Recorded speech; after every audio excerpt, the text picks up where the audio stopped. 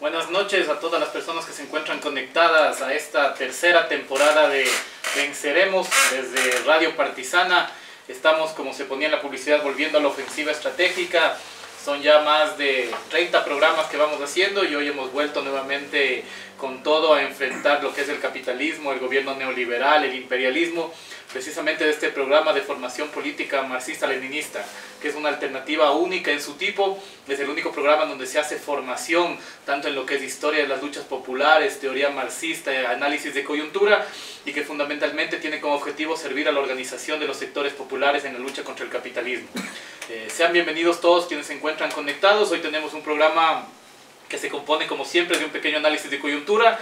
Luego vamos brevemente a trabajar el tema de lo que es los 100 años del asesinato de Rosa Luxemburgo y Clark Liebknecht por las hordas prefascistas, luego de las insurrecciones que se dieron en Alemania precisamente entre el año 18 y el año 19. Y luego vamos a conversar un poco sobre lo que fue el levantamiento de Fernando de Aquilema, que fue un tema que se nos quedó un poco en el bolsillo, precisamente porque el año pasado Venceremos, fiel y consecuente, terminó en las marchas contra el gobierno neoliberal, llevando esta doctrina marxista-leninista que no es solo un asunto teórico, sino fundamentalmente práctico. Entonces invitamos a escuchar, para comenzar este programa, Beto Méndez con su poema Fernando de Aquilema. Muy bien, eso fue Fernando de Aquilema, ¿sí? Y estamos nuevamente al aire en esta tercera temporada, en esta nueva ofensiva estratégica de su programa Venceremos. Buenas noches, Cristian, ¿cómo estás? ¿Cómo te recibe esta nueva temporada de nuestro programa? Buenas noches, Ernesto, Mario, David, y a toda la gente que el año anterior también estuvo con nosotros en este programa, siempre con nosotros compartiendo, dialogando, que es una de las cosas importantes. Y ahorita con la nueva temporada nos dimos un espacio de tiempo solamente para ir ultimando algunas cosas, algunos detalles, ¿no? Siempre dentro de la organización, que es una de las cosas muy importantes, y también compartiendo experiencias con las otras radios, ¿no? Que son amigos. Recuerden que Radio Venceremos, Radio Partisana, ¿no? Que es parte también de estas radios alternativas que han ido surgiendo los últimos años, para generar una nueva propuesta de una información revolucionaria, ¿no? Que vaya generando estas nociones muy antihegemónicas, ¿no? Que han surgido estos medios de comunicación dominantes, burgueses, ¿no? Que lo único que hacen es manipular o instrumentalizar a la gente, ¿no? Lo que aquí se quiere hacer es lo contrario, ¿no? Educar y educarnos totalmente, ¿no? Entonces estamos, la verdad que es contento de nuevamente retornar y con nuevos aires, ¿no? Y con ese espíritu combativo y recordar, ¿no? Que si bien nosotros estamos presentes aquí en la radio, hay que estar consciente también de lo que está sucediendo en la realidad, ¿no? O sea, estamos en un año que va a ser súper complejo, en donde ya se avisoran varias marchas, y hay que solidarizarnos, ¿no? Con todas estas propuestas que van haciendo dentro de los movimientos sociales que tiene el país, ¿no? Recordemos que cuando salieron los muchachos del Mejía, el diálogo de Moreno fue simplemente lanzar policías casi todo unas 2 semanas, ¿no?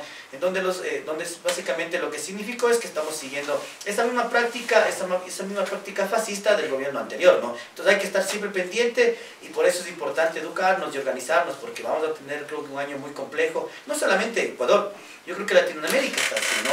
Recordemos cómo también Bolivia está organizándose totalmente, veamos lo que está sucediendo ahorita también en el Perú, lo que ha sucedido también allá en Argentina, Brasil. Entonces creo que es nuevamente este fantasma que alguna vez lo promulgaba Marx está volviendo, ¿no? Entonces es importante estar consciente de lo que está sucediendo, ¿no? Mario, volvemos a la ofensiva estratégica. Buenas noches, compañeros, es un gusto saludarlos de este nuevo año, después de un emotivo poema dedicado a Fernando de Aquilema. Pues es un grato reencuentro, ¿no? Otra vez a este programa, que, como dice el eslogan, es una nueva lucha estratégica para planear de alguna manera cuadros revolucionarios que realmente respondan a todas las políticas reformistas. Y pues bueno, lo importante es lo que decía Cristian, ¿no? La ciudad de la información nos ha permitido de alguna manera democratizar un poco la información, ¿no? O sea, nosotros también podemos tener espacio en ser imposible, tratar de reconstruir un poco, releer la historia desde otros desde otras miradas y pues bueno, si no es un medio masivo, pues bueno, nos permite de alguna manera recrearla desde otros puntos. Entonces, otra vez ratifico mi saludo a todos los camaradas que se encuentran aquí, a todos los camaradas que nos siguen y pues bueno, a seguir haciendo este año el esfuerzo para luchar ideológicamente contra la lógica del capital. Aprovechamos para saludar a la Juventud Guevarista, al Movimiento Guevarista, al Colectivo de Educación Popular Lorencia de Mañay, al Centro de Difusión Comunitaria San Roque, al Frente Barrial Guasipungo, a Dirty Deeds, Divio Sporting Club, Barricada de Machala, la Calle de Ambato, la FENACOMI, Fútbol Rebelde, Descolonizando el Coco, el Frente Femenino Popular Manuela León, la Coordinadora Popular, el Frente Sama Capaco, Editorial Jaguar, Minca Urbana, el Centro de Psicología Popular, el Colectivo Papagayo K y a la Red de Hinchadas Antifascistas. Entonces este mes, sí, y el mes pasado vinieron estas medidas del paquetazo lanzado por el gobierno neoliberal de Moreno y precisamente eso consistió básicamente en la subida de combustibles y obviamente el subido del costo de la vida en general. Hubo una serie de despidos en el sector público, se han anunciado también posibles subidas del diésel, del pan y estamos precisamente ante la avalancha neoliberal que ha desatado este gobierno de Alianza País. Entonces, compañeros, ¿cómo podemos analizar la coyuntura que este año nos presenta con estos paquetazos que nos acaban de lanzar? Bueno, pues lo que podemos prever es que va a ser un año bastante difícil y siempre todas estas crisis administrativas, ¿cierto? Estas crisis del capital, estas crisis económicas, siempre son recargadas en la espalda del pueblo, ¿cierto? No es algo nuevo, pero yo quisiera decir y dar un mensaje de esperanza que hemos vencido al neoliberalismo y lo vamos a tener que vencer de nuevo. Lo importante es trabajar desde lo ideológico y lo importante es trabajar desde lo organizativo, pues bueno, y nunca dejarnos vencer con estas políticas neoliberales. Siempre estar combativos desde nuestros espacios, cualesquiera que ellos sean, y pues bueno, se avecina un año bastante difícil. Cristian, ¿qué te parece todo este proceso de vuelta precisamente a lo que fue lo peor en el neoliberalismo de los años 90? Por ejemplo, otro tema que se ha anunciado es de esta crisis provocada que están lanzando sobre el seguro social y que han salido Granda y estos otros corifeos de la burguesía a anunciar prácticamente el descalabro del IES y obviamente plantear la privatización. Bueno, es importante, yo creo que analizar, ¿no? Que todo lo que se promueva desde las prácticas electorales simplemente son estas formas de querer llegar, entre comillas, democráticamente al gobernar, ¿no? Cuando todos sabemos que detrás de eso hay un interés siempre de perjudicar al país y de que unos pocos se vayan enriqueciendo, ¿no? A la final nos hemos dado cuenta, y eso que quede muy claro, que no es que porque Lenín Moreno llegó al poder, Rafael Correa es el gran triunfador, o sea, es el que velaba o no velaba por el país. A la final eran los mismos. Recordemos que los socialcristianos siempre han estado atrás de eso, ¿no? Con Correa nunca se fueron, recordemos que Alexis Mera siempre estuvo ahí, y ahora las mismas personas están ahí, ¿no? No existe... Se habla tanto de la corrupción, no existe nada en torno a eso, una investigación muy seria, tal, propiamente como el neoliberalismo quiere, ¿no? Y ahora todo lo que, esta crisis que se van inventando, ¿no? Se van inventando ellos mismos para, de una u otra forma, solventar la crisis, ¿no? Y ahora se quieren apoderar de lo que siempre se han querido apoderar, que es el recurso del IES, ¿no? El IES, que recuerden que es nuestros dineros, los dineros que son de los trabajadores, que mes a mes, día a día aportan los trabajadores. Lo que ellos quieren cogerse es el dinero para comenzar a solventar y hacer sus negocios truchos, ¿no? Recordemos que ya también hicieron esos préstamos cuando se hablaba de que no iban a haber más préstamos. Se fueron a hacer préstamos más allá de lo que Lenín Moreno fue y perdonó la deuda a los bancos y fue allá a hacer unos préstamos en China para nuevamente dar a los empresarios. Entonces estamos viendo que es un gobierno claramente neoliberal, ¿no? Más allá de que algunos teóricos digan que en Ecuador no existe neoliberalismo, eso es creo que es una práctica que está ahí clara, ¿no? A veces los académicos también responden a intereses burgueses, porque a veces de una u otra forma ellos han cogido también becas del Estado mismo y entonces a veces favorecen, ¿no? Sus críticas van a favorecer. Es importante que nosotros siempre estemos focalizados en cuál es el interés nuestro, ¿no? Lo nuestro es siempre denunciar, criticar, cuestionar todo lo que está sucediendo dentro del país, pero con una perspectiva siempre de pueblo, ¿no? De gente, porque nosotros somos parte de eso, o sea, somos gente de barrios, o sea, venimos de barrios que son muy humildes, que son obreros, que son marginados, que a la final de una u otra forma tenemos que meternos en este sucio sistema, un sistema que no le interesa, ¿no? A la humanidad lo que le interesa es adueñarse de todos sus negocios, ¿no? Ir acrecentando sus riquezas. estén aquí o no en el país, a ellos no les importa, lo que les interesa es siempre ir acrecentando, ¿no? Y la crisis del 99, vamos a ver que estamos en ese mismo proceso, ¿no? A veces muchos los jóvenes no conocen lo que sucedió en la crisis del 99, pero básicamente está por ahí, ¿no? Sí, creo que es importante la caracterización que haces, ¿no? De que este es un gobierno neoliberal.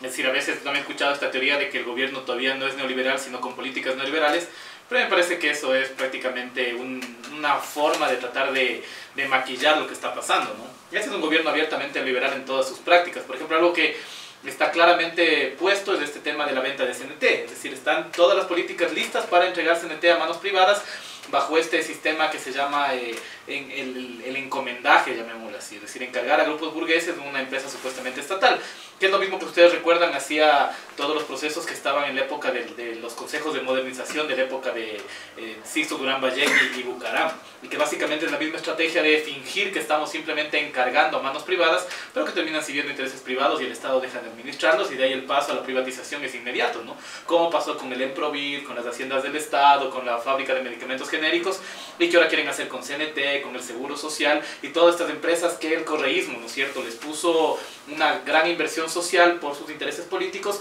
y que ahora le quieren convertir nuevamente en intereses privados. No, y recordemos también, ¿por qué neoliberal? Nuevamente comienza la militarización de la educación pública.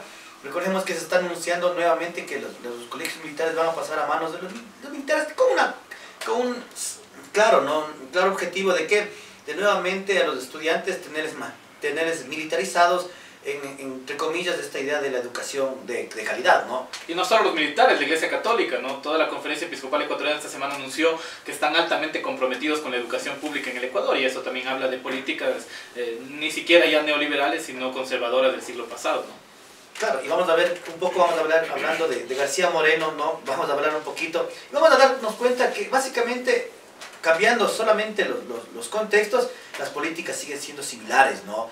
Igual, tributos, impuestos, que lo que tienen que pagar es la gente, ¿no? Trabajes o no trabajes, tienes que seguir pagando, ¿no? Una de las cosas que es tenaz, ¿no? Entonces hay que estar siempre consciente de que esto es un gobierno neoliberal, ¿no? Más allá de lo que se quiera plantear desde la academia, yo creo que es importante ir analizando, ¿no? ¿Qué pasa con la salud? ¿Qué pasa con la educación? ¿Qué está pasando también con los otros ejercicios, ¿no? La comunicación, ¿qué está pasando en los debates de la ley de comunicación? O sea, es una de las cosas que también nadie se ha puesto a debatir, ¿no? Y más allá de lo que está sucediendo también, ¿qué está pasando con la sociedad, ¿no? Una sociedad que se ha ido también cayendo en este capitalismo más aberrante, ¿no? Que ha estado ahí, ¿no? Y la manipulación que de una u otra forma nosotros hemos tenido, ¿no? En torno a los líderes que creemos que votando vamos a solucionar la situación del país, y eso también es otra de las cosas del neoliberalismo, ¿no? Porque recordemos que el neoliberalismo vino con esta idea de las elecciones, ¿no? De lo electoral. ¿Para qué? Para hablar de la idea de democracia y todo eso, ¿no? Y eso también es parte de estas prácticas neoliberalistas.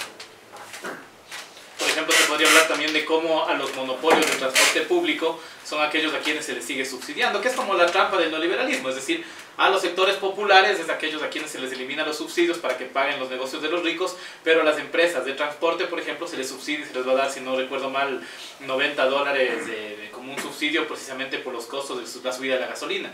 Pero claro, a los sectores populares, a los que compran el pan, a los que se trasladan día con día, no hay ningún subsidio posible. Queda esta trampa de financiar los intereses de la burguesía mientras al pueblo se le quita toda fuente de supervivencia, ¿no?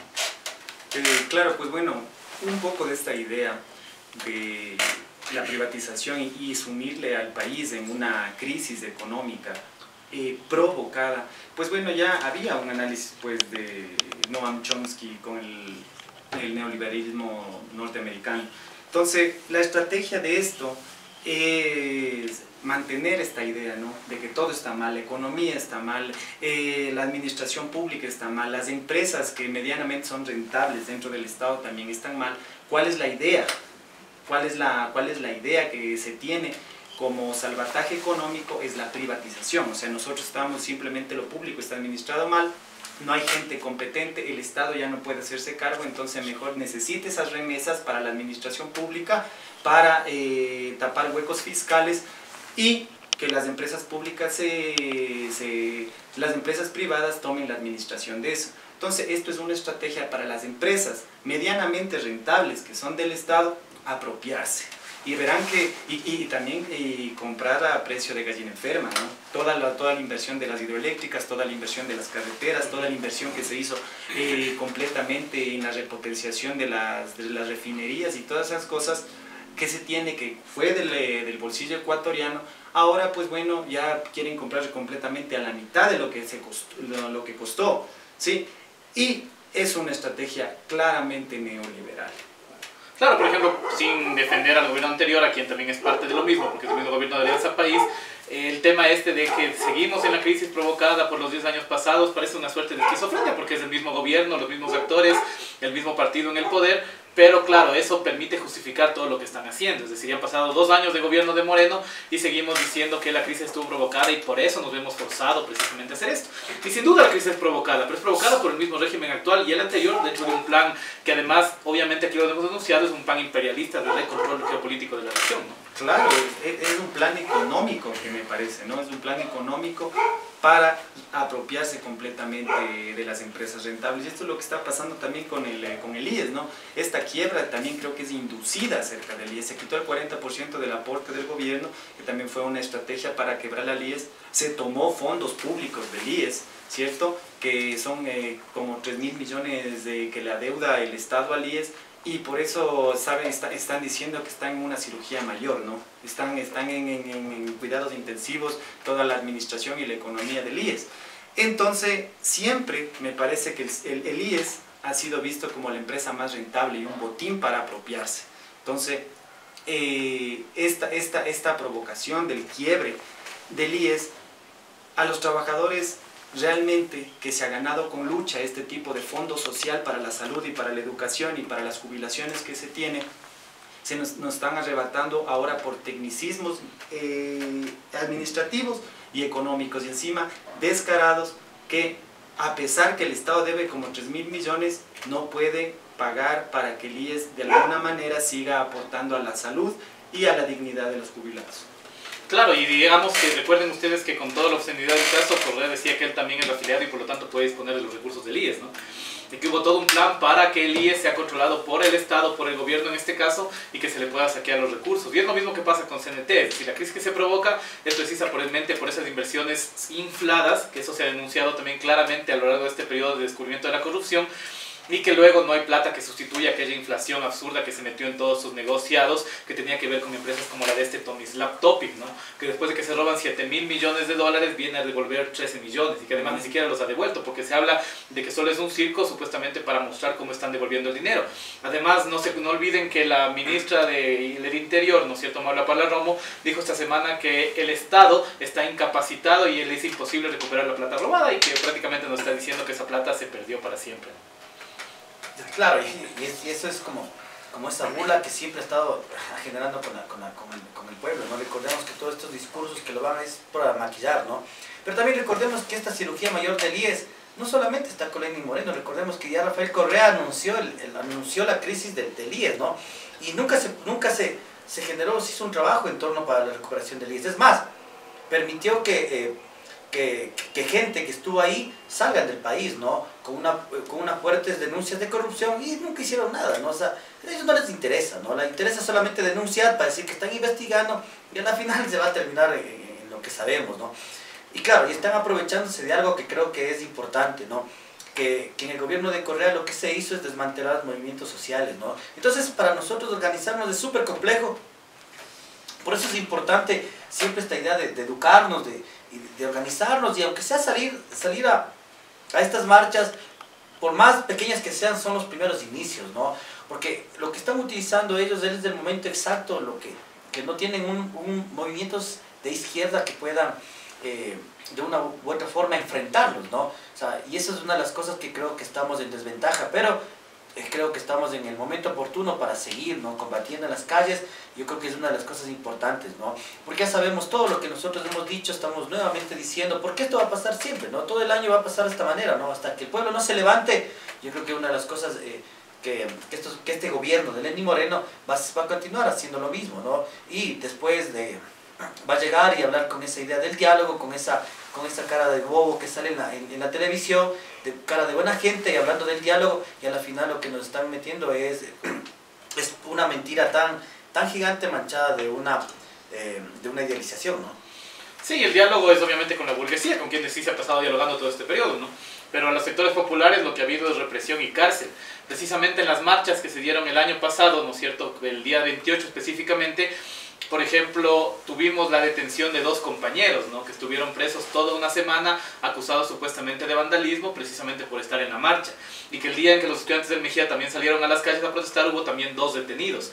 Y el siguiente día estuvieron varios pelotones de policía listos para reprimir a las personas. Entonces eso demuestra prácticamente con quién es el diálogo que plantea este gobierno. Y el diálogo es abiertamente con la burguesía, mientras al pueblo solo hay represión, cárcel, gases lacrimógenos y todo lo que está planteando. Por eso es importante recordar a todos nuestros escuchas que para el 30 de enero está convocada una gran movilización nacional que han convocado los sindicatos y que es momento de sumarnos a ella. Es decir, en este momento las críticas y las contradicciones internas dentro de la izquierda tienen que dejarse de lado y se tiene que combatir el neoliberalismo. Este es un momento, como lo enseñaba Lenin, como enseñaba Mao, como enseñaba Stalin, que tienen que juntarse todos para combatir al capital. Es decir, si en este momento no hay una unificación de las fuerzas de izquierda que están combatiendo, pues entonces de aquí a un año estaremos con todo privatizado, la gasolina sin subsidios, el gas sin subsidios, sin seguro social, y habremos perdido toda esa lucha que precisamente fue lo que fue el gran combate contra el neoliberalismo de los años 90, ¿no? Donde heroicamente el pueblo ecuatoriano derrocó a 3 presidentes para evitar que le privaticen sus fuentes, ¿no es cierto?, de ingresos, que le privaticen sus instituciones estatales. También nos recuerdan que el cálculo actual es de 70.000 millones de dólares por la corrupción, no 7.000 como había dicho anteriormente. Bueno, y también hay que tomar en cuenta otra de las cosas dentro de lo que pasó el año anterior en las marchas, ¿no? Que quienes fueron nuestros enemigos del año anterior, que eran los correístas, están saliendo, ¿no? Y eso también yo creo que es importante también tomar en cuenta que debemos tener cuidado en torno a eso, ¿no? Porque otra vez están metiéndose para, yo creo, no sé, cuál es la estrategia, desvincular, no sé, desmantelar nuevamente a los movimientos sociales, no sé, ¿no? El discurso que están manejando es que ellos supuestamente no tienen que ver con esto y que es del gobierno de Moreno, ¿no? Pero la que hay que aclarar es que son 12 años del mismo gobierno y que más vale ahora quieren posicionarse nuevamente como una alternativa de izquierda, cuando es una alternativa que también ha sido descrita en este programa como fascista, de ultraderecha, y lo que salieron a las marchas ese día fueron mesnadas, ¿no? Las mesnadas, que son estos grupos de choque paramilitares, precisamente tuvieron un enfrentamiento con este bloque que estaba conformado por el movimiento guevarista, por la juventud guevarista, por las hinchadas antifascistas, por el UJIR y una serie de organizaciones de izquierda, y que combatimos en ese momento en las calles contra los correístas, ¿no? Y fue un enfrentamiento en el cual también se les plantó cara y se les dijo que ellos no tienen nada que hacer en la izquierda, ¿no? Claro, pero y a la final, como tú dices, ¿no? Estas organizaciones que tienen pinta de paramilitares, lo que hace es desvirtuar una marcha que tenía un objetivo claro, ¿no? Y a la final terminó teniendo otro objetivo, pero bueno, yo creo que es importante también tomar en cuenta eso, ¿no? Estos enemigos que ahora se vienen vestidos de pueblo, de izquierda, a querer todavía reivindicarse, ¿no? Cuando sabemos que ellos mismos están ahorita con la nueva lista de Iván Espinel, otro corrupto que está en la cárcel. Judicializado. Y judicializado, ¿no es cierto? Y que tiene más atrás tiene varias denuncias por corrupción, y que vienen con esta lista de la ERC, ¿no? De nuevamente la Revolución Ciudadana por la lista 5, cambiado de color, pero son las más caras, ¿no? Las más caras. Pero es importante también tomar en cuenta eso, ¿no? Claro, y una de las tareas de este programa es dar también esos instrumentos críticos para tratar de analizar cuál es la izquierda, ¿no?, que se está formando, cuáles son las izquierdas que han venido. Y a veces es tan peligroso encontrar, ¿no?, que roban los símbolos, la ultraderecha, la derecha, tratando de mezclarse con la izquierda y poniéndose ellos como vanguardia. Parece que ya antes se preveía que el Correato, saliendo del gobierno, ya el que da la cara, iba a trabajar completamente en las calles, podríamos decir, posicionándose como izquierda. Yo creo que esto es una estrategia para una contradicción, ¿sí? Entonces eso se ve claramente, y el deber de este programa es darles un poquito de esa lectura, ¿no? Dar ese instrumento crítico para decir, a ver qué pasa, no porque están en las calles, no porque están protestando contra el neoliberalismo, no porque se mezclan con organizaciones de izquierda, realmente defienden una izquierda. Tal vez es una estrategia de desvirtuar esta lucha de izquierda y tratando de ridiculizarla. Igual los estudiantes del Mejía les ridiculizaron completamente en redes sociales como si fueran locos. Ahora los izquierdistas que protestas, ¿no? Dices, oye, discúlpame, a ver, esto no es neoliberalismo, oye, es esto. O sea, estás contra todo, porque resulta que analizas claramente lo que está pasando, ya te tildan de loco, porque no estás ni con uno ni con otro.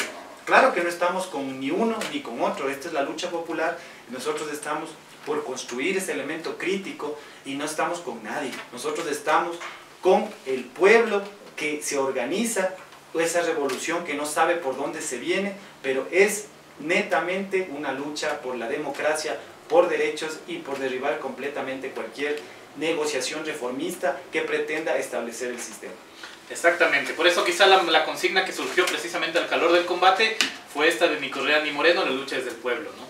Y que eso marca claramente, desde mi punto de vista, la postura clasista que deben asumir las facciones de izquierda.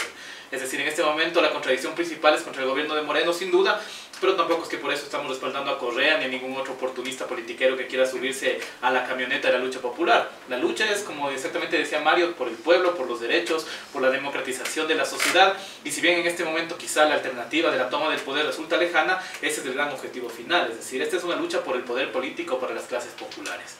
Entonces, ya que nuestra audiencia está un poco callada, vamos a implementar una trivia el día de hoy.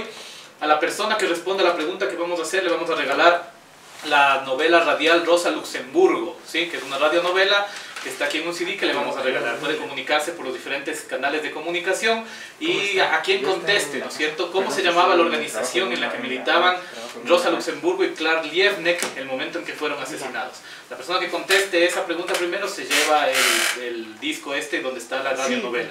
Ahora, un poco anticipando y calentando las calles para la protesta del 30 de enero, les dejamos con Puaj a la huelga.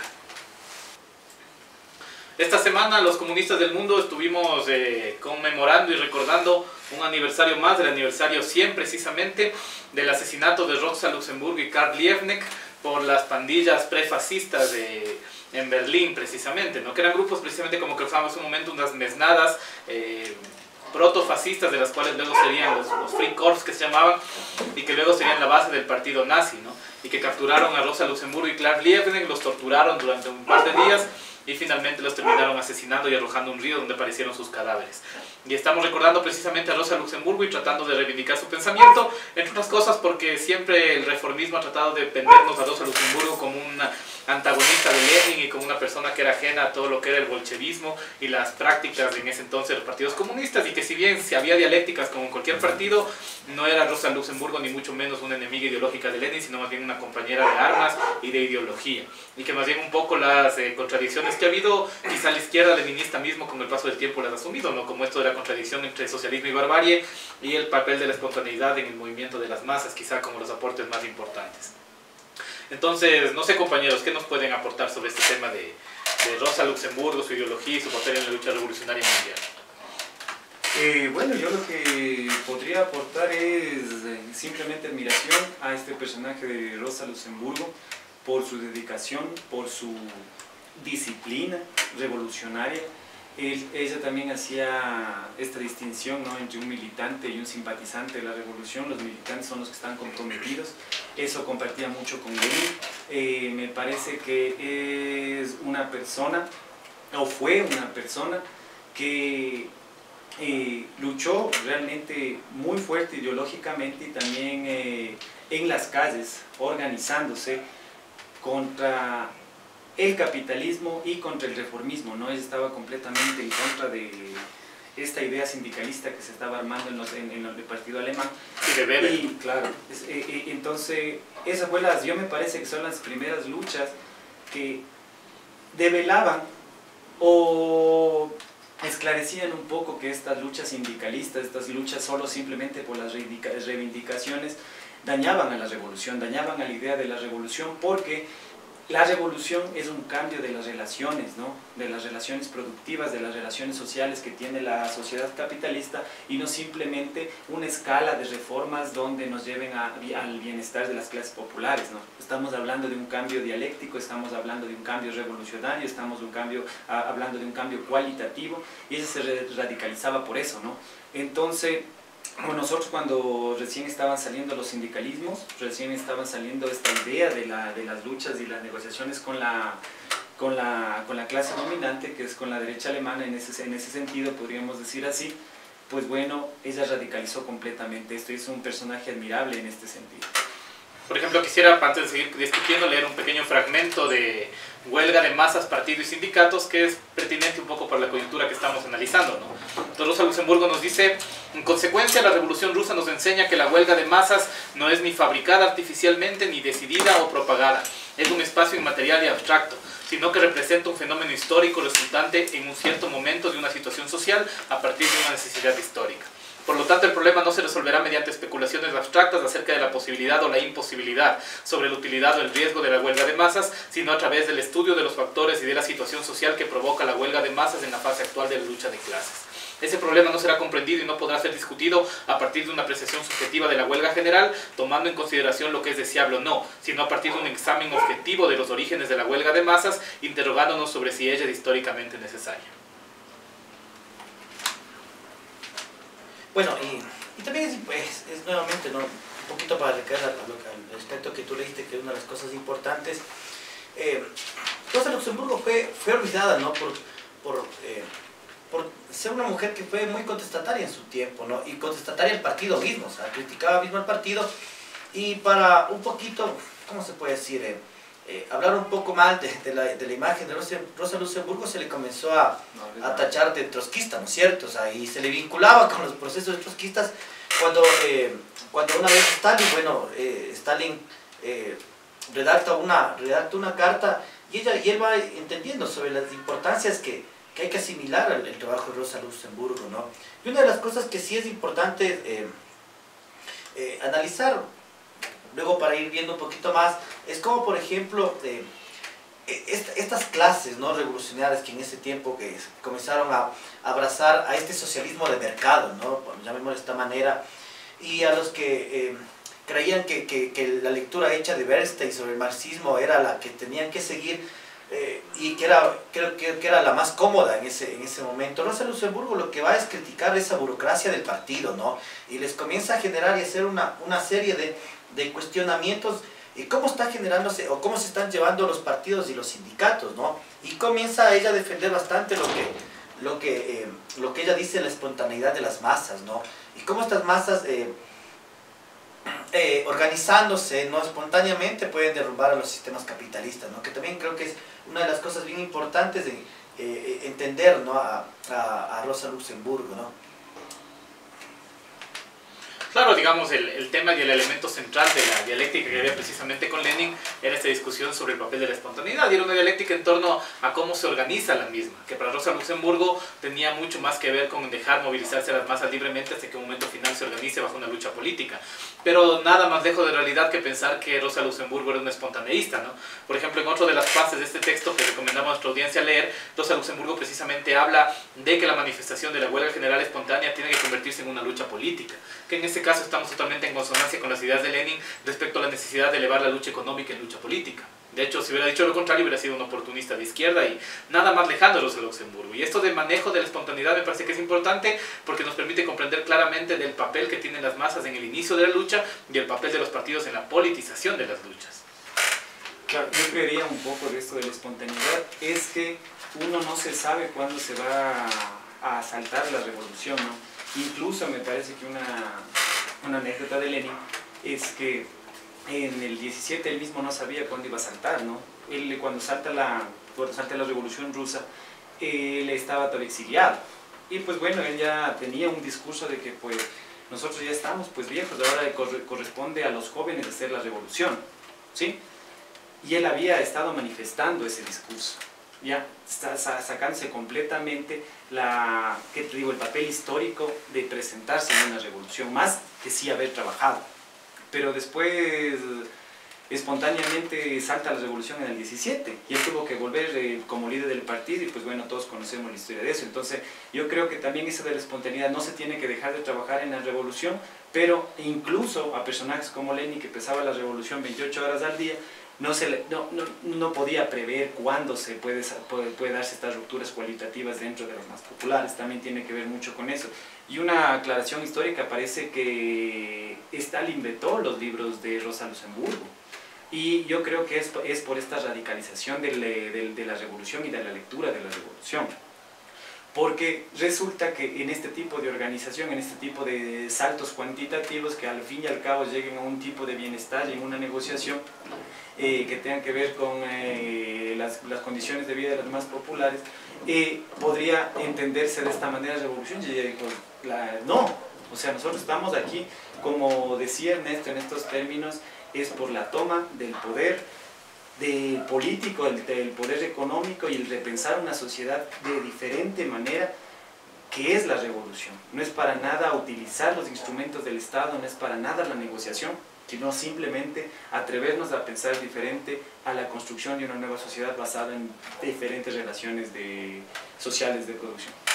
Sí, igual a nuestra audiencia le recomendamos estudiar, aparte de Socialismo y Barbarie y quizá Huelga de Masas, que se conocen bastante, también los textos económicos de Rosa Luxemburgo, ¿no? Hay un texto famoso que es sobre la acumulación del capital, que es un texto denso para quienes les guste el tema de la economía y que es de lectura obligatoria para todo marxista-leninista, ¿no? Un análisis muy interesante de la conformación del capitalismo en estas sociedades, como eran en ese entonces Alemania y Polonia, que es la zona donde operaba Rosa Luxemburgo, y que habla precisamente de toda una visión quizá marxista de la acumulación en este tipo de regiones, y que es un texto muy recomendable y que su lectura sería obligatoria por cualquier persona que quiera comprender mejor el proceso económico del marxismo.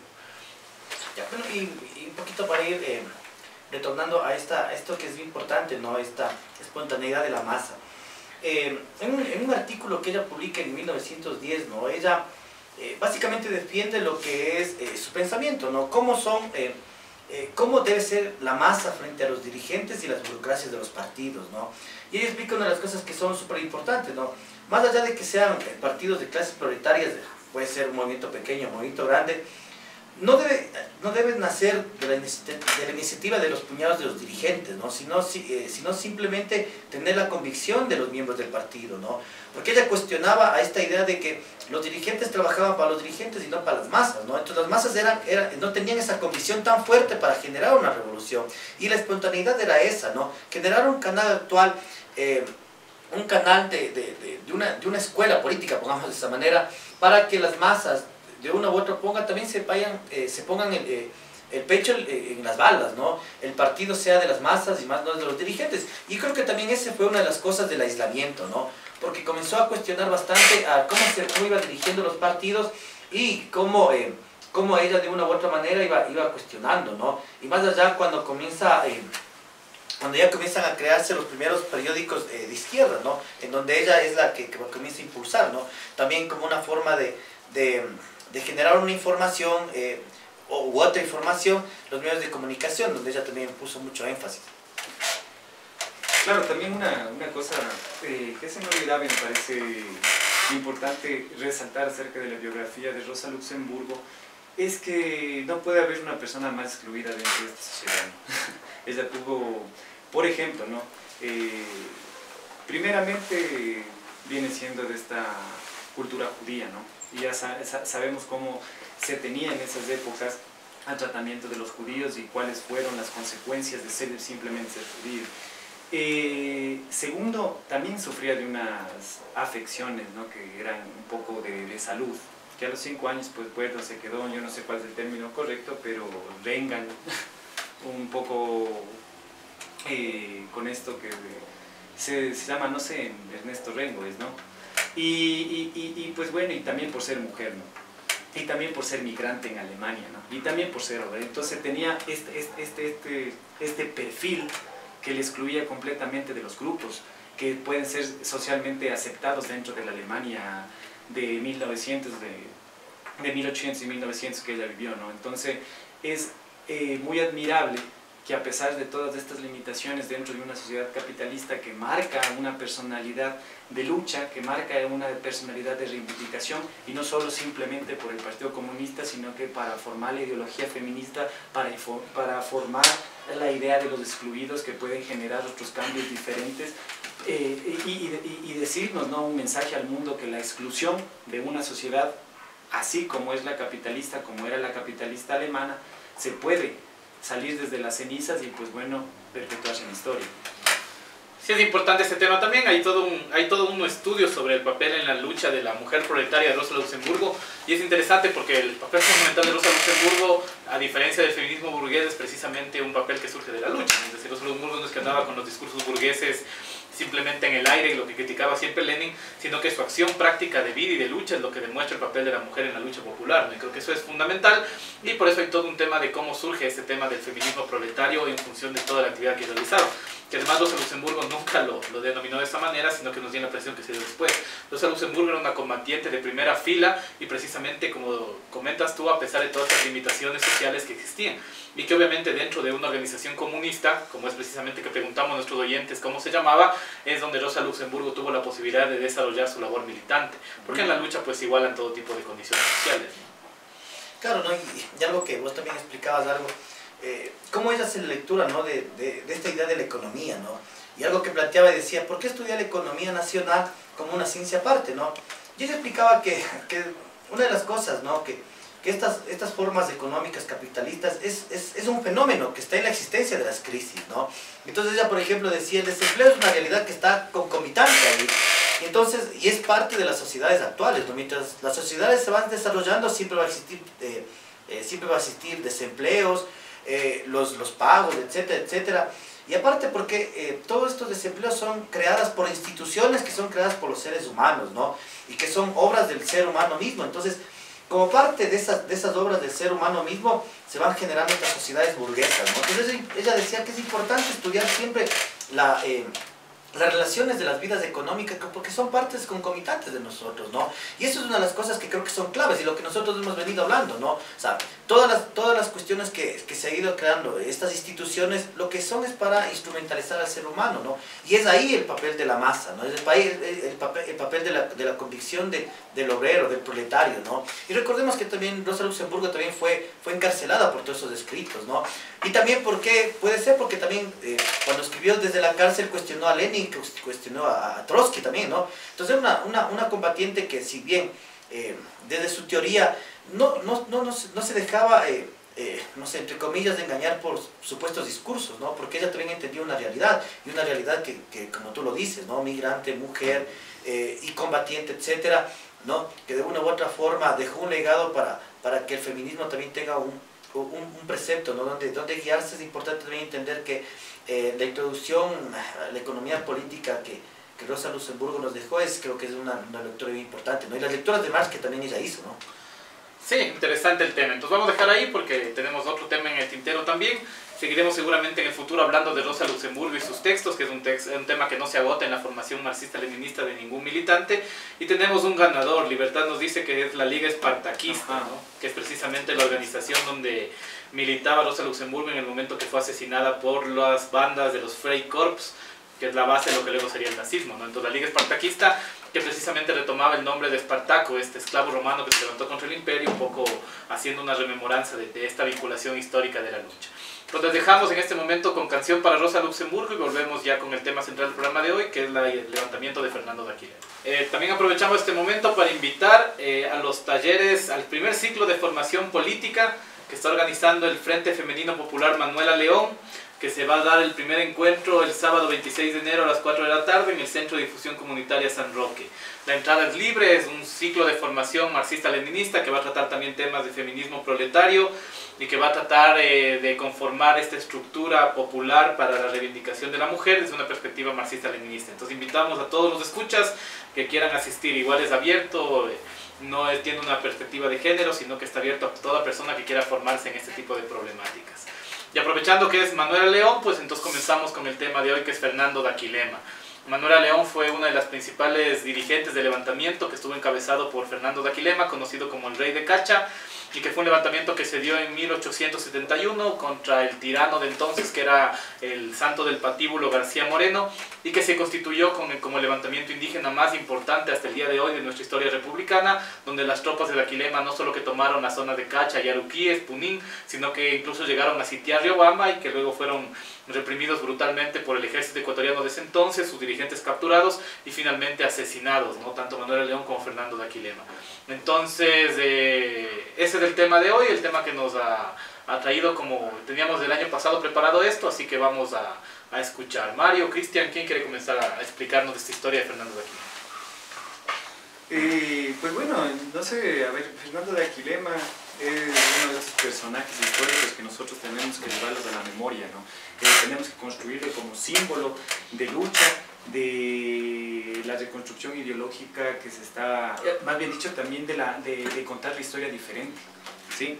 Entonces yo creo que es muy importante hablar de este personaje, Fernando de Aquilema. Pensemos que de Aquilema también significaba este hombre que manda, ¿no? Algo así tenían la interpretación.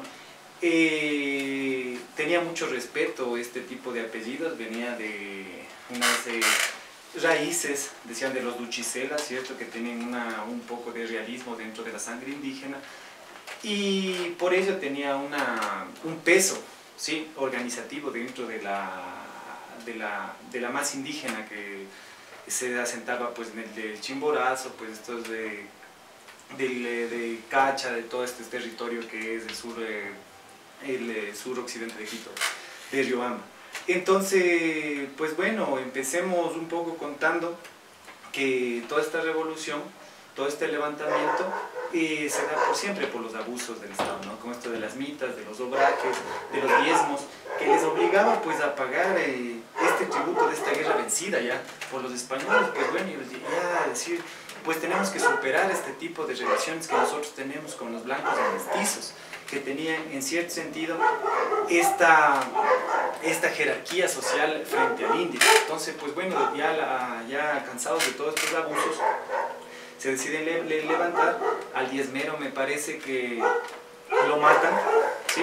Por todos estos abusos que le consideraban realmente una persona tan abusiva para venir a cobrar estos diezmos, y esto empieza a generar este aliento de la revolución o del levantamiento indígena.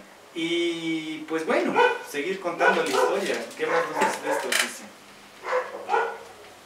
Bueno, yo creo que es importante, como tú iniciabas, ¿no? Contar esta otra historia, esta otra historia que siempre ha sido invisibilizada o también manipulada, ¿no? Y la historia de Fernando de Aquilema ha sido una historia que ha sido oculta, o sea, ha sido súper oculta, y que hubieron escritores pero muy pocos, ¿no? Los que fueron escribiendo. Recordemos, hay textos de Costales, de Albornoz, Osvaldo Albornoz, y algo que escribió medio poético el Quinto Lucas, pero de ahí no más, no, la verdad que la historia del movimiento indígena ha sido bien oculta, ¿no? Y es importante porque recordemos que nosotros ya venimos hablando el año anterior un poco sobre este movimiento indígena, que creo que es muy importante, ¿no? Entender todos estos procesos ya muy revolucionarios que se van generando. Recordemos que ya Rumiñahui, que resistió la conquista más o menos por el año 1535, Humandi, que resistió, ¿no? en la Amazonía, y de Aquilema, que ya en la época republicana aparece, ¿no? como una persona combatiente dentro de lo que tú hablabas, ¿no? Dentro de esta continuación de lo que era la colonización, ¿no? Y con este gobierno de esta dictadura, se podría decir, ¿no? De García Moreno, que era un tipo que era tan descarnado con los indígenas, ¿no? Que para él eran los indígenas como una especie de animales, ¿no? Y que así les fue tratando, ¿no? Y que luego, bueno, la historia del indígena ya aparece después, ¿no? Después de mucho tiempo aparece ya con Dolores Cacuamo y toda esta maguaña. Y creo que es importante el año 92, ¿no? Que será la marcha indígena, y ahí nuevamente queremos entender a los procesos indígenas, ¿no? Y bueno, para un poquito ir entendiendo, y bueno, sí, yo contando un poquito la historia. Sí, entendiendo un poquito ver la dictadura de García Moreno, ¿no? Que él crea amparado en una constitución que lo hace en el año de 1871, en que se le llamaba la Constitución Negra, en donde él planteaba esta idea de que los católicos eran los únicos que podían ser ciudadanos del Ecuador, ¿no? Y claro, y él va creando este régimen monástico, y que comienza nuevamente a traer a los curas, a los jesuitas. Ya la educación pasa directamente a la iglesia, y tiene una relación muy grande con el Vaticano, ¿no? Recordemos que hay la historia que él indemniza al Papa por esas notas creencias, más o menos, no sé, creo que era por los 10.000, 20.000 pesos que tiene esta relación con el Vaticano. Y claro, ¿no? Un dictador que para él los indígenas lo único que tenían era que pagar, ¿no? Pagar impuestos, pagar diezmos en ese momento. Y en agosto de este año, del 1869, él promueve una ley que creo es importante, un decreto en donde los indios debían trabajar gratuitamente 2 días a la semana, o si no trabajaban tenían que pagar en dinero lo que no trabajaban, ¿no? Y claro, y lo que significaba eso era que él decía que hay que desarrollar al país, hay que crear carreteras, hay que crear edificios, hay que crear todo, ¿no? Hay que modernizar al país. Y sí, no hay un dato que yo saqué, y sí, en ese año se construyen 250 kilómetros de carreteras y se construyen 90 puentes. Entonces, en el éxito del gobierno estuvo perfecto, pero atrás de eso eran indígenas que iban muriendo, indígenas que eran esclavizados, ¿no? Por el trabajo. Y aparte de eso, aparte de este aporte que él hace, ¿no? de estos 2 días gratis que tienen que hacerse, él obliga a los indígenas a pagar tributos, ¿no? Al Estado, tributos a la iglesia, con esta idea de las cuentas que él denominaba, que era lo que tú dijiste, las contribuciones decimales, los concertajes, ¿no? La esclavitud que le tenían a los indígenas, ya lo que es medio ya lo tenaz, ¿no? Que es los conciertos. ¿Qué eran los conciertos? En donde si el indígena no tenía plata para pagar, básicamente perdía su humanidad y pertenecía a los terratenientes, ¿no? Y estos terratenientes hacían lo que querían con los indígenas, y ahí es donde, en ese mismo año del 71, lo que tú ibas contando, ¿no? Ya en Yaruquíes, que es el río Bamba, Daquilema ya comienza, ¿no? A organizar y se levanta, ¿no? Lo importante es que él tuvo una voz de mando muy importante, ¿no? Eso sí hay que aclarar bastante, ¿no? Y el punto es cuando llega, lo que tú decías, esta persona que cobraba los diezmos, Rudicindo Rivera, llega y le cogen, le secuestran y le asesinan, ¿no? Y ese fue el inicio de esta gran batalla, ¿no? Porque Daquilema entendió que no hay que ser condescendientes con el que te maltrata, ¿no? Con el torturador, ¿no? Y comienzan, y ahí aparecen nombres importantes que ayudan, ¿no? Y las mujeres, el papel de las mujeres es bien importante, ¿no? Manuela León, Cecilia Buñay, Cecilia Banzuy, etcétera, ¿no? Que también son parte de este proceso que es muy gigante, ¿no? Sí, es importante saber que, bueno, antes Omar nos dice que el texto se llama El último Huaminga, que es el texto de Costales, y hay este texto también que es casi ya de reliquia, que se llama La historia de los levantamientos indígenas en el Ecuador, de Albornoz, ¿no? Que es un texto que algún momento lo tuve, pero con el paso del tiempo no sé quién se quedó con ese texto, pero es un texto muy interesante. Están todos los levantamientos desde la época colonial hasta los años más o menos 40 del siglo pasado, ¿no? Y parte de este texto es de la historia del levantamiento de Daquilema, que por ejemplo menciona que fue todo este acto simbólico, ¿no? Que se dio en la laguna seca ya de la zona de Cachi y Aruquíes, donde Daquilema fue coronada como Hatun Apu de la región, ¿no es cierto? Y que a partir de ahí empieza la lucha, que según los cálculos de los historiadores tenía un cuerpo de caballería, cuerpos de infantería, y que organizó la lucha para precisamente enfrentarse al Estado, y que no fue un levantamiento alocado como algunos historiadores de la época mencionaban, sino más bien una organización de los sectores indígenas basado precisamente en la organización de las comunidades y los ayllus. Y estos ayllus, en una gran asamblea en la Laguna Seca, deciden que Daquilema, ¿no es cierto?, por esta pertenencia a las familias de los Duchicela, de los Huaminga, etcétera, etcétera, se configure como el dirigente del levantamiento y fue nombrado rey, con ese acto simbólico famoso de haberle puesto la capa de San José, ¿no? Que le sacaron de la iglesia de Yaruquí, si no recuerdo mal, y le ponen a él y le nombran rey del levantamiento. Claro, pero este levantamiento está también lleno de conexiones ancestrales, ¿no?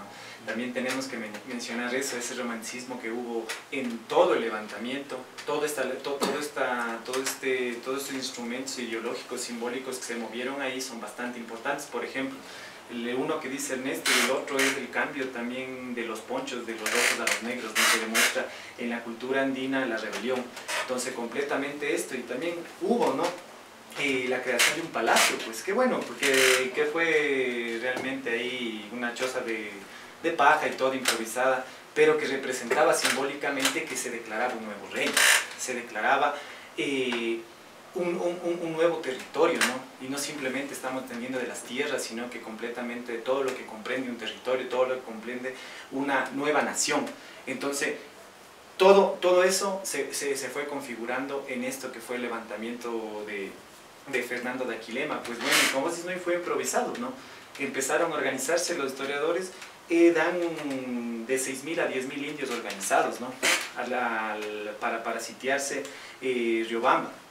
Entonces, pues bueno, hay también un dato muy interesante que no solo fue declarado Fernando de Aquilema rey, sino que también una declaración en Punín como otro rey. Pues bueno, eso no ha sido documentado, pero sería interesante también investigar que fueron declarados los reyes. Y pues bueno, eso también del dato de Manuela León, que es un triunfo militar que tuvieron y el triunfo más importante comandado por ella, me parece. Y también sí, atrás de eso, cuando ya estaba sitiado, ¿no? Primero las batallas fueron un poco cruentas, después empezó un poco de este control ideológico que tenía la iglesia con los indios, ¿no? Cuando se empiezan a tomar las primeras poblaciones, empieza a tener este mito, ¿no? De decir, bueno, ya van a bajar los ángeles, ya van a bajar los ejércitos de San Sebastián, ya van a bajar completamente todo, y los indígenas empiezan a retroceder completamente por este control ideológico expuesto por la iglesia, ¿no? Por todo este constructo que es simplemente de ideologización y adoctrinamiento que tenían los indígenas, y empiezan a retroceder. Y una de estas cosas resulta que dicen que sale Manuela León después de una batalla que había tenido con un violador, donde ella le sacó los ojos. Ella coge y dice, ¿para qué van a retroceder? Y se saca, pues bueno, de la faja, algunos dicen que se sacó del busto, les lanzó los ojos a los que se estaban retirando, ¿no? Diciendo que a ver qué estamos haciendo aquí si estamos luchando. Entonces, todo este misticismo que tuvo, todo este romanticismo y toda la idea que estaba arraigada completamente, que son una nación, empezó a saltar en este levantamiento de Fernando de Aquilema.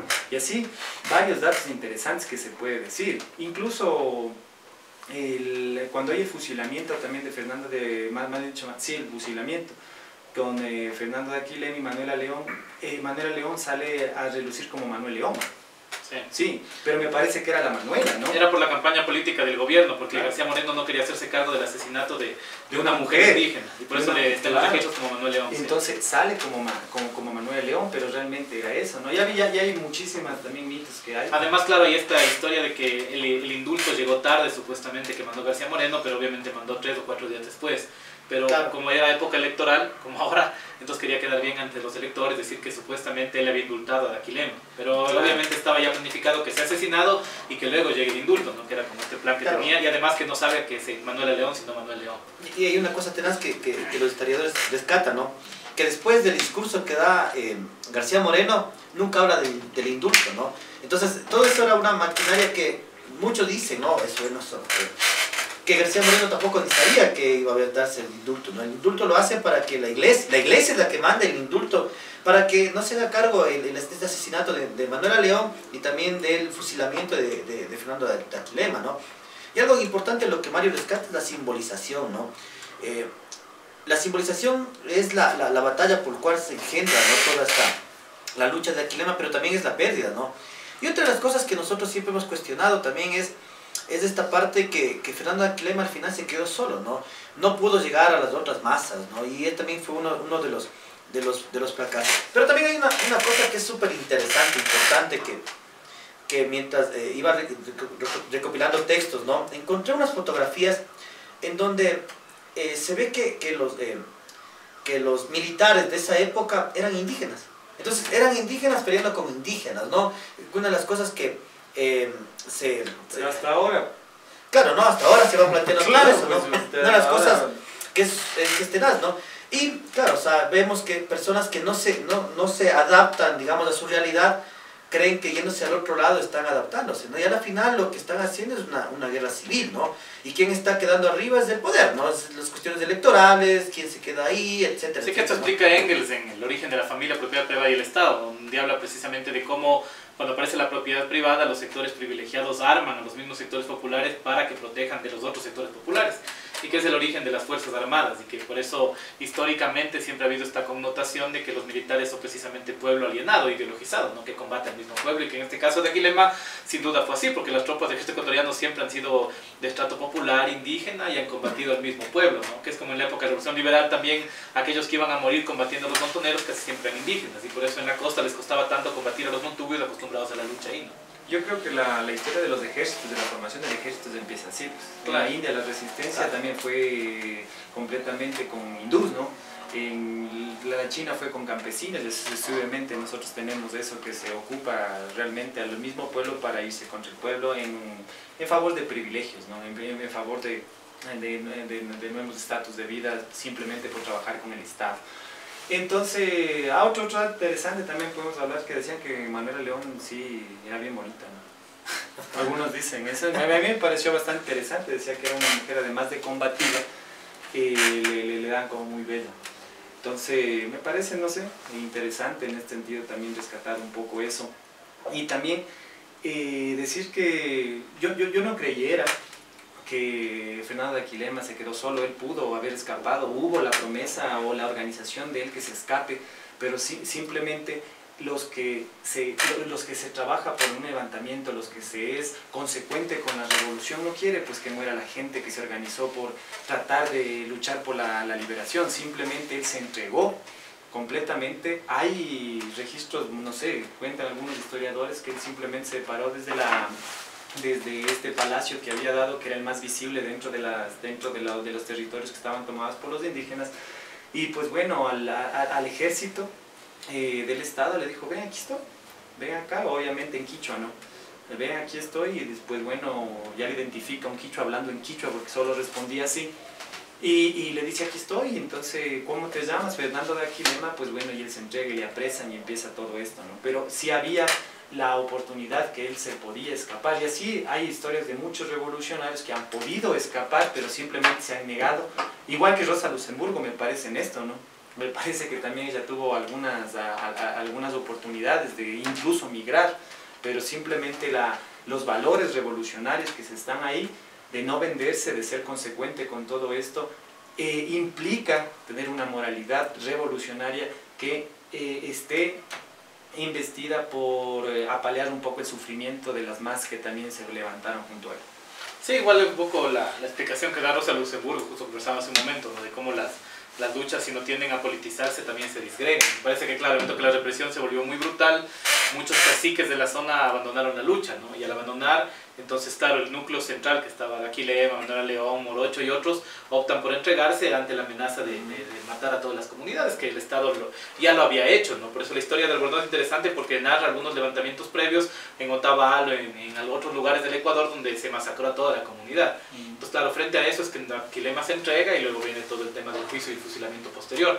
Y que también es importante rescatar este tema, porque es parte de la estrategia. Si la estrategia no logra volverse política y no logra tener una visión de poder, pues tarde o temprano será derrotada, ¿no? Pues un poco para seguir con el análisis, vamos a hacer un pequeño corte, vamos a escuchar una canción guatemalteca, de la guerrilla guatemalteca, que se llama La Canción del Guerrillero, y volvemos un poco con el análisis político de lo que estamos hablando. Entonces seguimos analizando el levantamiento de Fernando de Aquilema. Uno de los aspectos que estábamos conversando fuera del micrófono es precisamente esto de que no hay muchos registros del mismo. La foto, por ejemplo, de Manuela León, que ha pasado a la historia, no se sabe si pertenece o no a ella. En general era una persona que participó del levantamiento, eso se sabemos, pero no se sabe si es realmente Manuela León. De Aquilema hay quizá más certeza de la foto que ha trascendido a la historia, es la foto de Aquilema, y de lo que se puede ver por la foto es cuando estaba preso, que además se supone que como humillación final le cortaron el cabello, ¿no?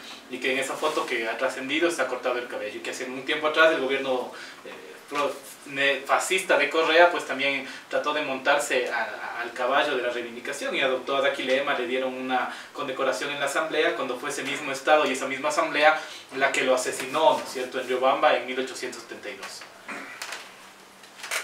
Claro, siguiendo con esto, también hay muchos, registros históricos, de memoria histórica de Fernando de Aquilema, ¿no? Pero en algunos se dice, ¿no?, que incluso estaba en cuestión la edad de Fernando de Aquilema, ¿no?, porque sabíamos que era joven, pero los registros de la diócesis, me parece que es de Riobamba, en esto del rescate de memoria histórica de la provincia de Chimborazo, pues datan que en la diócesis se registra la edad Fernando de Aquilema, y le dan del 48. O sea que él me parece que murió a la edad de 23 años. Algunos historiadores le dan la edad de 26 años. Entonces una elección de esto fue que le cogieron a un indio corajudo, un indio joven, un indio fuerte, que se levantaba, pero no sabíamos que era también tan joven, y para tan joven tener tanto peso de un pueblo, ¿no? De tanto peso de una idea, de tanto peso de rescatar completamente una nacionalidad que se vaya contra el Estado conformado pues, por el mestizo y el blanco en esas épocas. Sí, ahora el tema sería también ir un poco conversando de qué implica para nosotros hoy de Aquilema. La historia, en breves rasgos, es la que les hemos un poco conversado. Como le decimos nuevamente, recomendamos nuevamente el texto del último Huaminga, y también la historia de los levantamientos indígenas de Albornoz. Son textos muy interesantes realmente, y además de una visión histórica no cargada de la cultura fascista que el correísmo imprimió, ¿no es cierto?, en lo que luego se publicó, sino más bien de investigadores serios que dieron una investigación. Quizá especialmente el Albornoz es un texto maravilloso que yo recomiendo abiertamente a nuestros lectores que lo estudien, porque es importantísimo saber esa historia.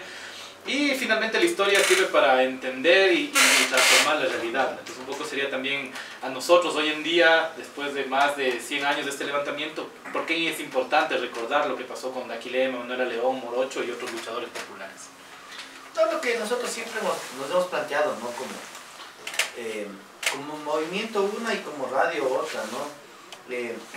Lo primero que es que rescatar nuestra historia, ¿no? Rescatar nuestra historia, todos estos movimientos, todos estos levantamientos que existieron, y analizar siempre los contextos, ¿no?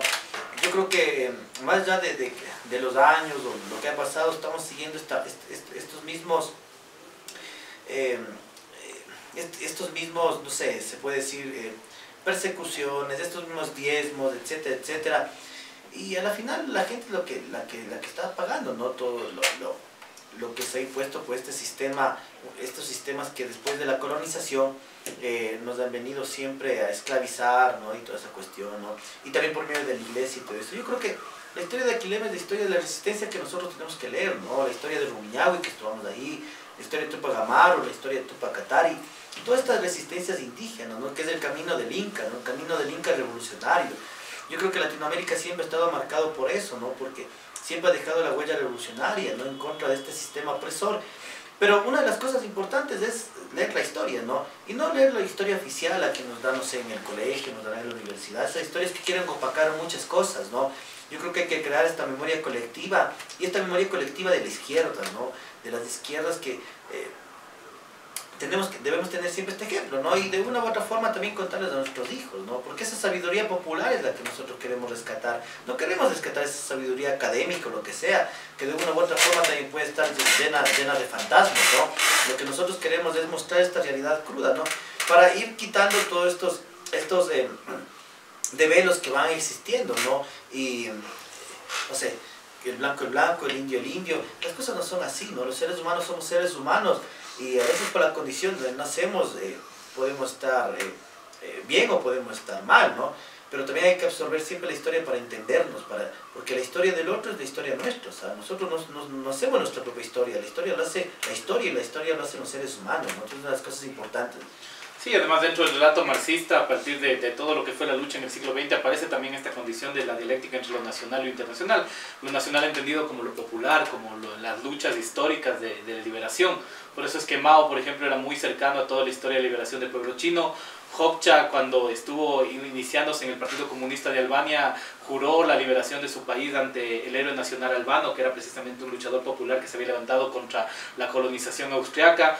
El Che también tenía una cercanía ideológica muy fuerte con el pensamiento de Bolívar, y etcétera, etcétera. Y me parece que es importante siempre rescatar esa conexión. Es decir, cuando rescatamos las luchas populares del pasado, las rescatamos como esta proyección popular de lo nacional que se contiene en ellos. Y lo nacional no como la nación burguesa, sino lo nacional como lo popular, como la patria grande, como esa trascendencia histórica de la lucha popular. Bueno, con la pregunta que tú seguías en esto, o sea, ¿cuál es la conexión que nosotros tenemos con el levantamiento de Fernando de Aquilema? ¿Qué es lo que significó? Y pues bueno, según para mi lectura, me parece que a mí dio la idea de esta idea revolucionaria que es la plurinacionalidad, ¿sí? Y pues bueno, ahí un poco discrepo contigo en lo que dices, que el levantamiento de Fernando de Aquilema fue el más grande del Ecuador. a mí me parece que el más trascendente fue el de los 90, porque logró paralizar completamente el país, pero se vio diluido por reformismos, ¿no? Por negociar completamente con el gobierno, pero realmente sí paralizó completamente el Ecuador. Se pudo dar un cambio realmente desde las bases, realmente de una transformación, pero ellos simplemente negociaron una nueva constitución, que viene siendo reconocida ya desde el 98 y el 2008, pero es lo que nos advertía Rosa Luxemburgo, ¿no? No podemos jugar solo simplemente con reformismos y que nos pongan que somos un Estado plurinacional o multiétnico y todo eso si no se da realmente una transformación directa, ¿no? Que crea una autonomía como nación, que crea una autonomía como lenguaje, que crea una autonomía como sistemas económicos, y no simplemente para desfragmentar el país, ¿no? Nosotros siempre hemos sido un territorio, pero hemos estado llenos completamente de otro tipo de multiculturas y a la vez diferentes, pero a la vez unidos, ¿no? Pero eso es lo que para mí significó la lucha, el levantamiento de Fernando de Aquilema, que fue el último podríamos decir, de este salto de negociación republicano que tuvimos, y después ya hubo un montón de reformas ya con el gobierno de Eloy Alfaro, que vino un montón de reivindicaciones de alguna u otro tipo que se calmaron completamente hasta el 90, ¿cierto? Pero ya después las tensiones neoliberalistas otra vez jalaron mucho la cuerda, donde se rompió completamente estas tensiones, pero el levantamiento indígena de los 90 demostró una organización bastante bárbara y unas ideas bastante revolucionarios frente a la conformación del Estado Nacional. Entonces, si fueron realmente cuestionadoras, porque una de las premisas que se daban en estos manifiestos que expusieron fue el reconocimiento, que no reconocían este Estado mestizo blanco. O sea, ¿se imaginan este tipo de idea que estaba planteado dentro de las reivindicaciones que se daban en el 90? Se manifestaba también la educación como medio cultural o nacional, ¿sí? Se planteaba una independencia económica. Entonces eran realmente transformaciones completas. Y pues bueno, la oligarquía empezó a acusarlas que eran fraccionarias, ¿no? Que querían dividir al Ecuador. Entonces, no queremos dividir completamente lo que ustedes entienden como Estado Nacional, pero simplemente no reconocemos un Estado mestizo. Realmente eso sí me parece una transformación bastante grande, y nosotros vivimos, pues nosotros cuando estábamos en el colegio vimos a los indígenas organizados de diferentes nacionalidades. Algunas, ya me acuerdo que mi abuelita se asustaba cuando te le veías un zápara y medio desnudo y toda la cosa por la calle, y pues bueno, decía eso, ¿no? Y nosotros vivimos eso, de una coalición de nacionalidades que venían a reivindicarse completamente y desvirtuando completamente sus diferencias que tienen por lenguaje o por cultura, pero venían por esa reivindicación de no reconocer a un Estado mestizo blanco nacional y que tenía todo este corte, ¿no? Desde García Moreno o la conformación del Estado Nacional, que responde al internacionalismo y todo este tipo de cosas. Pero ahí es donde cayó completamente las negociaciones, ¿no? Ahí es completamente donde se diluyó. Quizás es lo que decía Mariátegui, ¿no? Este tema de que la reivindicación indígena tiene que ser una reivindicación comunista, que ahí es donde se encuentra la posibilidad real de la unidad y la diversidad, de la plurinacional, del rescate de la cultura, y que además la nueva movilización de la cultura. Quizá una de las...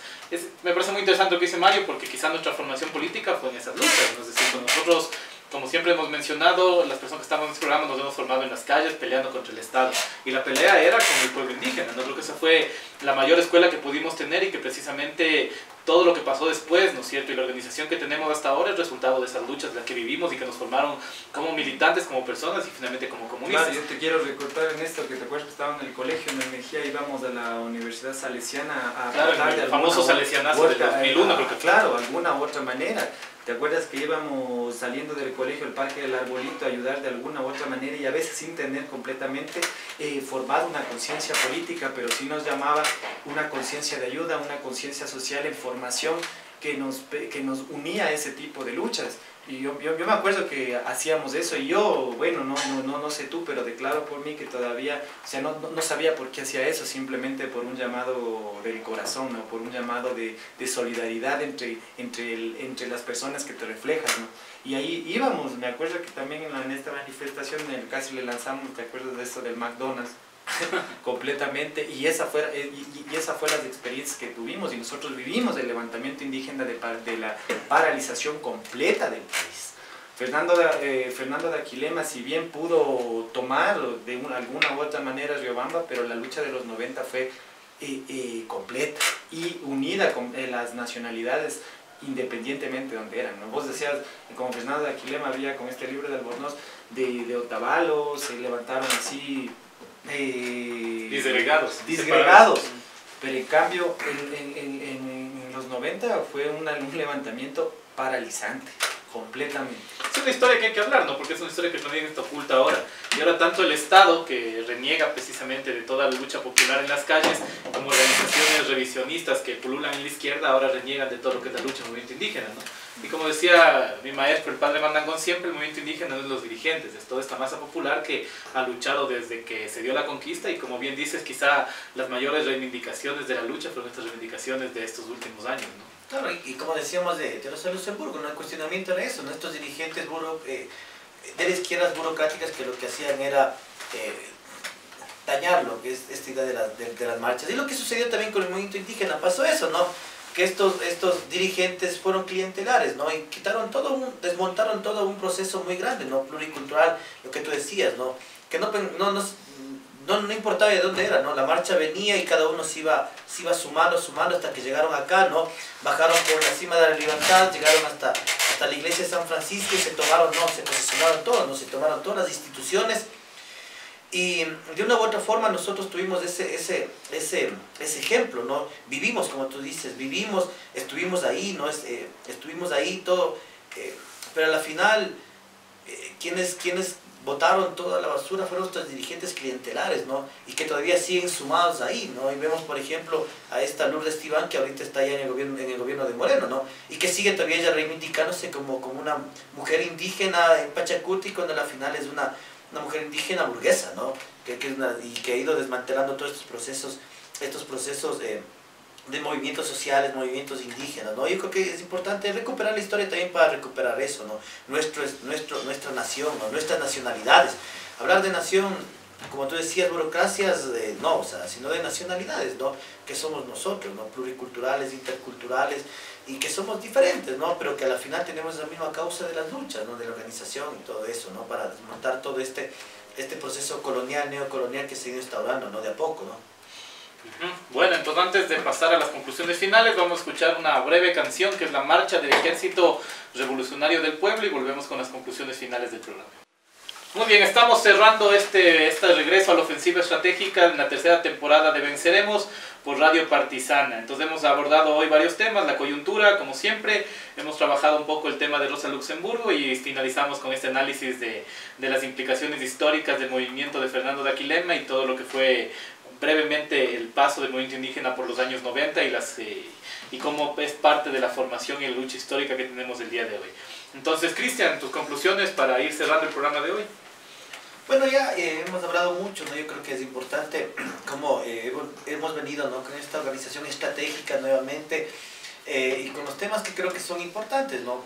Hay que entender siempre la organización, hay que entender siempre todos los procesos sociales e históricos que se han ido dando, ¿no? Porque la historia se va dando con la historia, ¿no? Esa es una de las cosas que creo que es clave, ¿no? Y la historia la hacen los seres humanos, lo hacemos nosotros. Y de paso también como decía Mario, ¿no? Para ir dejando siempre este legado, ¿no? De que la construcción de una nación fuera de la nación que fue construyendo estos procesos coloniales, neocoloniales, ¿no?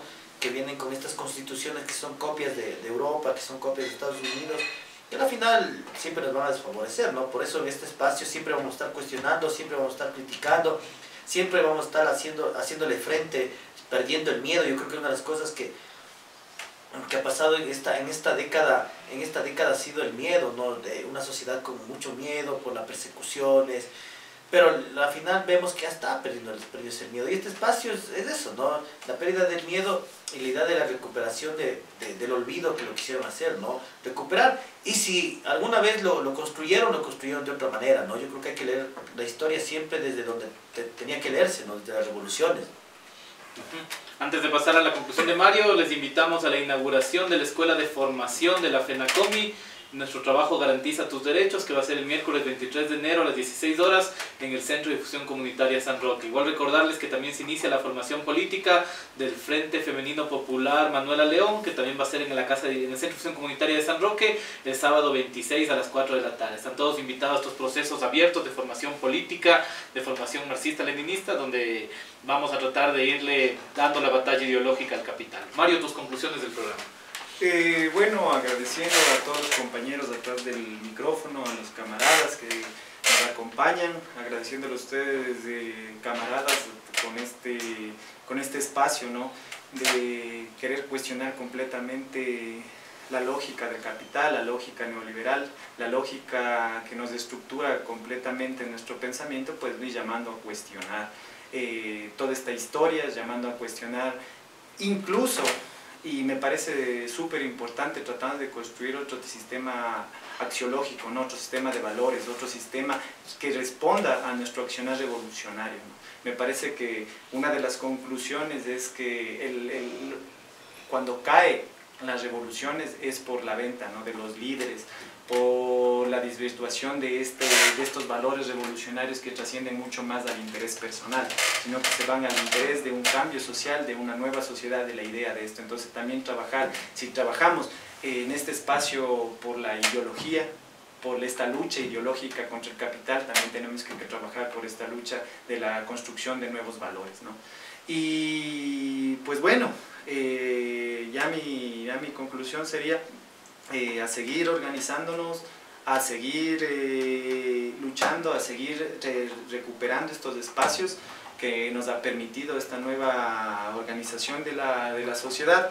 Y pues bueno, algo que yo les digo, a veces yo soy profesor y a veces les digo a mis estudiantes, esto es una semilla de debate, ¿no? No nos crean a nosotros, cuestionen, investiguen realmente toda esta puesta en escena de estos datos históricos, de esta historia de Fernando de Aquilema. Siempre es para que se cuestionen, ¿no? Siempre es para que se vayan a leer, a educarse. Planteemos que estos espacios son para formación de cuadros críticos, y la crítica es no creer, ¿no? El peor error de un no lector es que tiene que creer lo que dice el otro, ¿no? Entonces les invito a que no nos crean, les invito a que investiguen y cuestionen estos temas en debate, y pues bueno, comenten en la radio, ¿no? Porque nosotros no estamos por intereses ideológicos, estamos por intereses populares de construcción de una nueva sociedad que empieza desde ustedes. Sí, igual agradecerle a David, que siempre está en los controles también, que es la persona que permite que pueda subir también los videos que suben a la página de YouTube de Radio Partisana, donde pueden las personas que nos alcanzan a escucharnos volver a ver el programa y vernos a nosotros también. Y el tema, finalmente, creo que la conclusión también parte de esta necesidad de que la ideología, el comunismo oriente las luchas, ¿no? Toda la lucha espontánea es perfectamente necesaria y es parte normal de la dialéctica revolucionaria, y ahí es donde hace falta una organización capaz de dirigir, orientar y convertir los intereses, como decía Lenin, económicos en políticos. Y ahora que se vienen jornadas de lucha, que va a ser seguramente un año muy candente, que va a las calles a calentarse, que seguramente se retomarán las viejas prácticas de lucha popular, va a ser importante que esta organización, que esta posibilidad de construir poder popular surja también de la lucha. Así como mencionábamos, que nos educamos en la lucha indígena, en la lucha callejera, en la lucha popular, en los derrocamientos, a las nuevas generaciones les tocará también vivir esta educación política, que es la lucha de clases, y además tienen herramientas como este programa que busca hacer eso, ¿no? Es decir, que no se sea, como decía Mario, lanzar piedras por una cuestión de justicia social, sino también saber profundamente por qué lo estamos haciendo. Que quizás es lo que a todos nosotros nos faltó, ¿no? Quizá con el tiempo nosotros tuvimos que aprender a la mala, precisamente viviendo las traiciones muchas veces de las dirigencias, cuál es el verdadero sentido y objetivo de la lucha, pero quizá este programa trata de aportar a eso, ¿no? A que la orientación política esté siempre clara, porque no hay práctica revolucionaria sin teoría revolucionaria, y esa es nuestra trinchera de lucha en este momento. Sin más, no se pierdan el programa la próxima semana.